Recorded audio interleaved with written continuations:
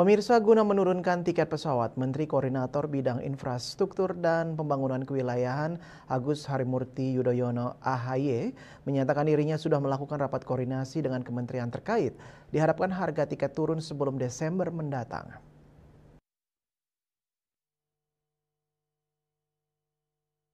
Menko AHY seperti dikutip dari kantor berita Antara menyatakan rapat tersebut sudah digelar dirinya pada 2 hari lalu dengan Kementerian Koordinator Bidang Perekonomian, Kementerian Perhubungan, Kementerian Keuangan, Kementerian BUMN, Kementerian ESDM, serta Kementerian Pariwisata dengan tujuan harga tiket pesawat bisa turun di periode high season seperti Natal dan Tahun Baru.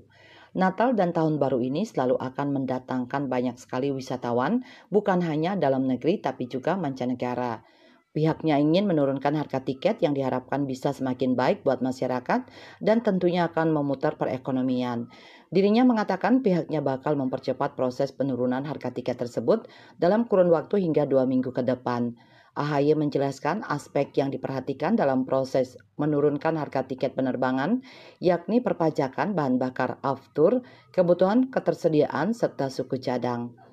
Dikatakan dia dalam proses menurunkan harga tiket ini, pihaknya turut memperhatikan performa keuangan dari industri penerbangan yang ada di Indonesia sehingga membutuhkan kerjasama yang baik antara pihak pemerintah dan pelaku usaha di sektor penerbangan.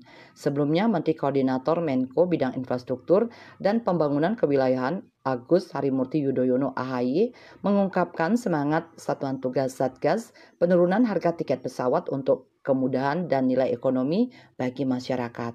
Menurut dia, jika perekonomian di daerah ingin lebih maju dan tumbuh, maka biaya transportasi harus semakin efisien. Bali Post melaporkan.